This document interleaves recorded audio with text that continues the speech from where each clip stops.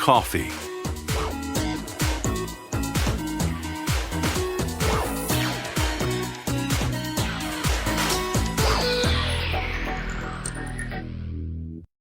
According to legend, a goat herder in Ethiopia discovered coffee around 850 AD. Eventually, the beverage reached Italy, where the first European coffee house opened in 1645. Today, about 2 billion cups of coffee are drunk each day around the world, making coffee the second most valuable trading commodity after oil. Coffee's flavor depends on the region where it grows and the way coffee makers roast and blend the beans. Here in Costa Rica, they grow coffee plants from sprouted seeds, kept in containers for a full year before they transplant them into the field. From seed to first harvest takes about 2 years.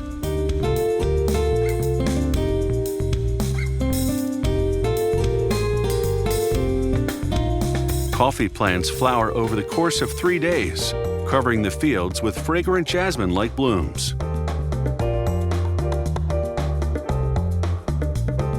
Over 6 months' time, the buds grow and ripen into red cherries that contain the coffee bean. Pickers harvest the red cherries, leaving the green ones to ripen. They'll return to pick the cherries from the same plant 5 times in 3 months as they ripen. Pickers do their best to have no more than 2 green for every 100 red cherries they harvest.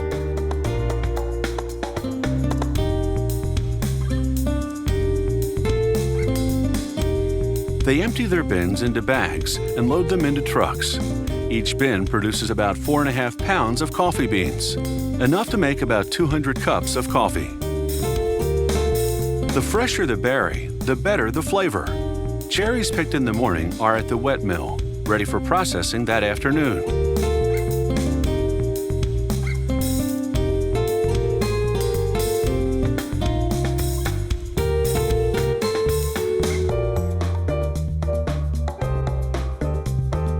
At the wet mill, water channels wash the cherries and drop them off at a worm screw.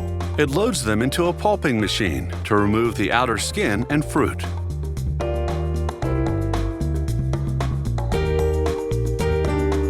A rotating drum presses the cherries against the wall of the pulper and squeezes out the bean.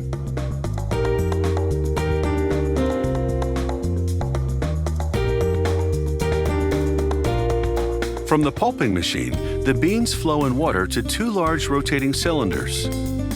They sift the beans to separate them from any of the hard green cherries that pass through the pulping machine.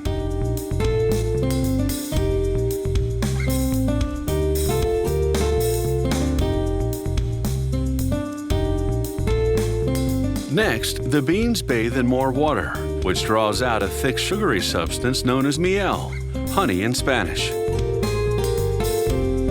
The coffee maker then feeds the washed beans to make sure they're no longer sticky. The beans then drop into the drying bin below. Workers now lay out the beans to dry in the traditional way, outdoors on a cement patio. For 4 days, they rake over the beans as they dry in the hot sun. At night, they let the beans rest to extract the most flavor.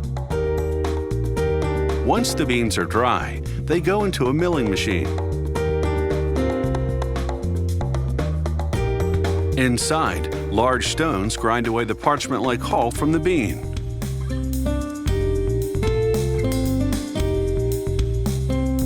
Drying methods vary among coffee makers. They're a closely guarded secret. The beans can also dry mechanically in rotating drums that pump in heated air.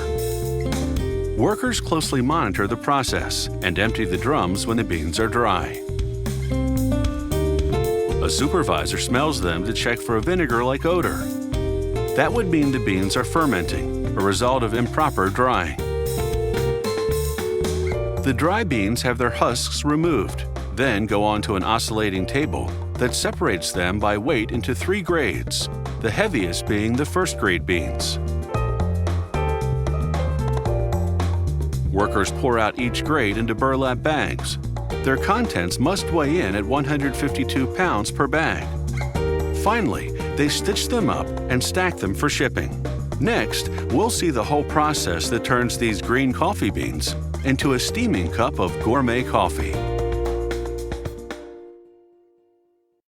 Coffee boasts more than 800 flavor characteristics, at least double those of wine. Roasting reduces the amount of caffeine in the bean. To achieve a dark espresso roast, the beans remain in the roaster the longest, so they have the least caffeine. It's the concentrated brew that packs espresso's punch.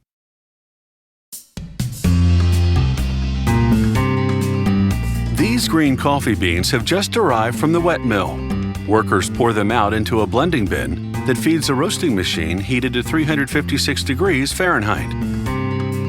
At that temperature, the oils in the beans combust, and the beans roast in less than 20 minutes. The master roaster must regularly check their progress.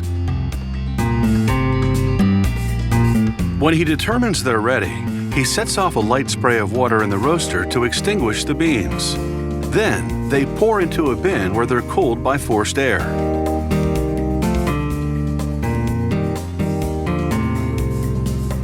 As they roast, the beans go from green to golden brown, then black.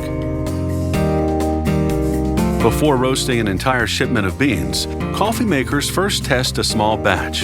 They follow a standardized procedure at the plant's testing laboratory. First, they roast a half pound of beans in a small gas oven for a few minutes.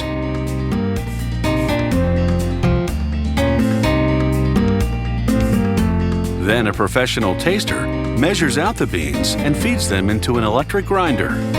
She prepares 4 separate cups of coffee with the same coarse grind. It takes 4 tastes to make sure all is well, 20 to detect the source of a problem roast. She begins by pushing aside the foam at the surface to release the intense aromas, a technique known as breaking the cup. She smells each cup in turn, a sure way to know if something is wrong with the roast. Next, she skims the surface to remove the grounds. She takes a sip, slipping the coffee over her tongue to get the full flavor before spitting it out.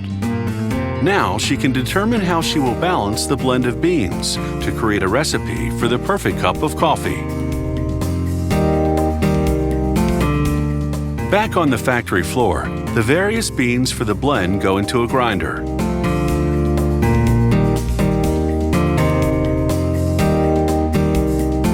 It will produce the desired grind, coarse, medium, or a fine espresso like this.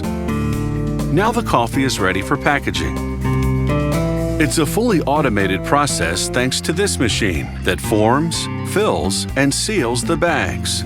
Gourmet coffee must go piping hot from the grinder to the bag to ensure freshness. As the machine seals each bag, it pumps in nitrogen to replace the oxygen that makes coffee stale.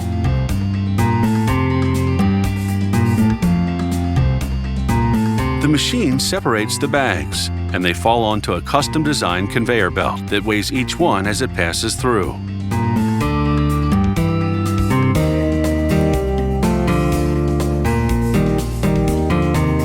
Over at the espresso machine, the barista demonstrates the technique required for a perfect espresso. She puts a 1/4 ounce of ground coffee into the holder, tamps it down firmly, then wedges it in place.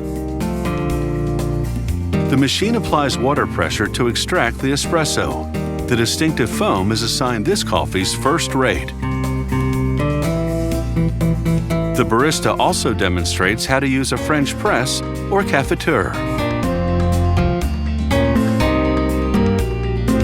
She adds boiling water to the coffee grounds, then pushes them down to the base. Again, she applies pressure, manually this time, to extract the coffee's aroma.